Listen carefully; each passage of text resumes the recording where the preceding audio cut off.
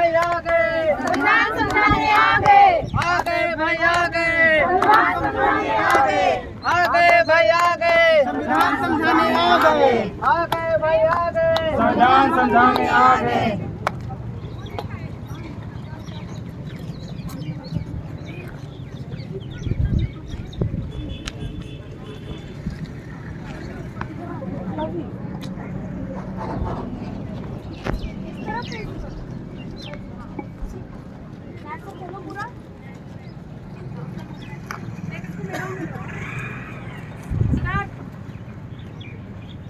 मैं भारत हूँ,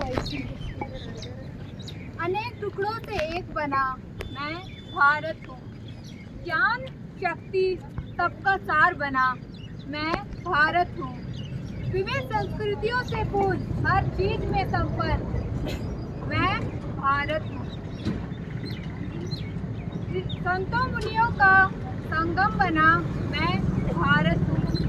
दुनिया का अनोखा रंग बना मैं भारत हूँ।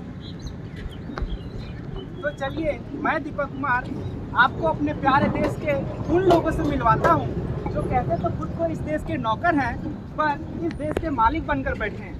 अच्छे से देख लीजिएगा इन चेहरों को, जो अभी तो अपने पार्टी के नारे लगवाएंगे और बाद में ईद का चांद हो जाएंगे। नमस्कार, समय हो गया है झूठ बोले कौवा काटे का। तो आज मैं प्रियंका कुमारी आप सभी का स्वागत करती हूँ देश के नंबर 1 चैनल कुश्ती टीवी में। तो आज हमारे साथ जुड़ चुके हैं मालखा पार्टी से चिंटू जी और चूना लगा पार्टी से टिंकू जी। तो चिंटू जी, आपसे मेरा सवाल, इस बार के चुनाव की क्या रणनीति बनाई है? हम हमारे देश के सबसे बड़े नेता हैं और देख लेना इस बार हमारे नेता पप्पू सिंह जी जीतेंगे। अरे काहे के देशभक्त तो हमारे नेता मोहन जी हैं। कितना सफेद झूठ बोल रहा है, ये देशभक्त नहीं देशद्रोही है। आप देशद्रोही आप ये तो आने वाले वक्त में ही पता चलेगा कि कौन देशभक्त है और कौन देशद्रोही है। तो इसी बढ़ते आक्रोश के साथ आज की इसमें यहीं पर समाप्त होती है। कल मिलते हैं नए वक्तों के साथ। धन्यवाद। आइए अब आपको मिलवाते हैं देश के महान 2 नेताओं से। सुनिए, क्या हुआ? वहाँ तो लोग आपके नाम पे लड़ रहे हैं। मेरे नाम पे लड़ाइयाँ भी होने लगी? हाँ, वे एक दूसरे को देशद्रोही मनवाने में लगे हुए हैं। चलो मैं देखती हूँ वहाँ क्या हो रहा है। जी, इस समस्या का समाधान आप ही निकाल सकते हैं। पार्टी जिंदाबाद जिंदाबाद, मोहन जी जिंदाबाद जिंदाबाद। अरे रुको, क्यों लड़ रहे हो? ये अपने आप को देशभक्त समझते हैं और मुझे देशद्रोही, देश से निकालने की बातें कर रहे हैं। सुनिए, ये महाशय खुद को इतने बड़े देशभक्त समझते हैं। अगर आप देशभक्त हैं तो साबित करिए ना। अच्छा, तो तुम दोनों इस बात पे लड़ रहे हो कि सबसे बड़ा देशभक्त कौन है और देशद्रोही कौन?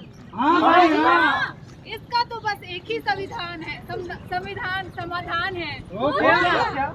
कि तुम दोनों को अपनी सच्ची देशभक्ति साबित करने के लिए एक गवाह लाना होगा, यानी कि एक ऐसा व्यक्ति जो यह बता सके कि तुम में से सच्चा देशभक्त कौन है। एक क्या, हम तो 100 ले आएंगे। अरे पहले एक तो लिया।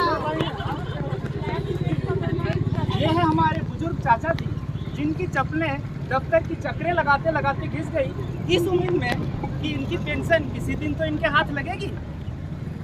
अरे बाबा, उठा ले रे बाबा, ये सरकार तो पता नहीं कौन सी बीमारी का शिकार हो गई है। अभी तक मेरा पेंशन भी नहीं आया है। मैं ऐसे में कब तक बोझ बना रहूंगा। पार्टी जिंदाबाद जिंदाबाद, मोहन जी जिंदाबाद जिंदाबाद। अरे ओ बाबा, क्या तुम मेरा एक काम करोगे? चोर और तुम जैसे चोर ने तो चोर बोलेगा। अरे नेताजी जाने भी नहीं, हमें अपना काम भी तो करवाना है। अरे ओ बाबा, तुम्हें बस एक सच बोलना है कि मैं देश का सबसे बड़ा भक्त हूँ। हाँ यही तो है। तुम और देश भगत, बेटा तुम मेरे साथ चलो। और पेंशन के लिए मेरे पास समय नहीं है। बेटा मेरा पेंशन दिलवा दो बेटा। है भगवान, पता नहीं इस देश का क्या होगा। कहने वाले कह गए, ज्ञान हो तो पूरा हो, नहीं तो फिर अज्ञान ही अच्छा है। आधा अधूरा ज्ञान ना होने की अपेक्षा अधिक हानिकारक होती है।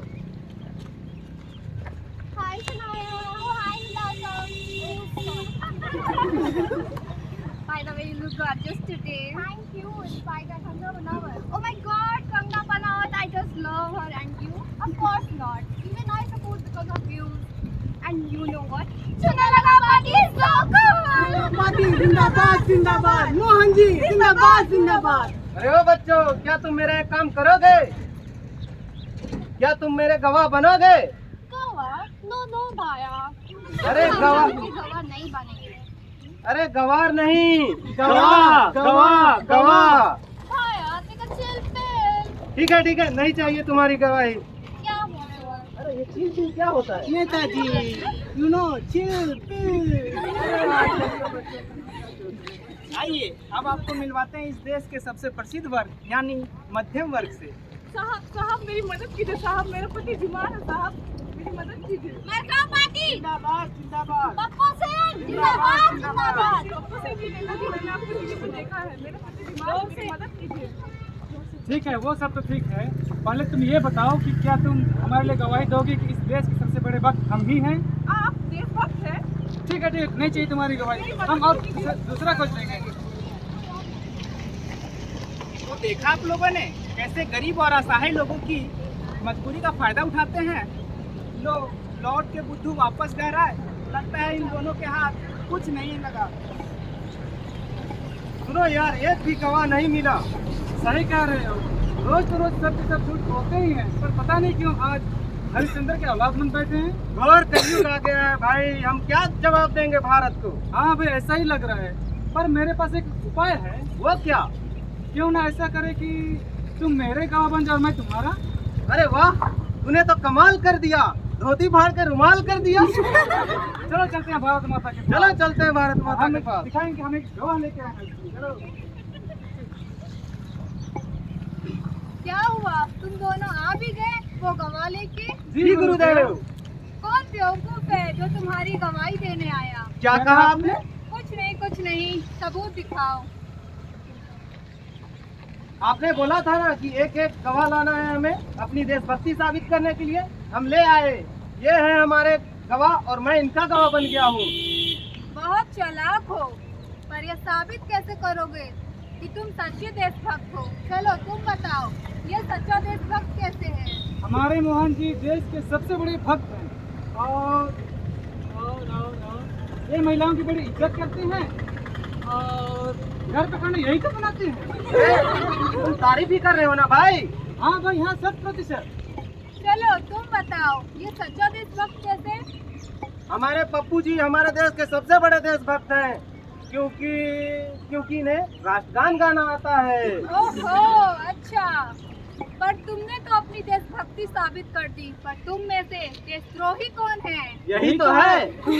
अच्छा, तुम दोनों ही देशद्रोही।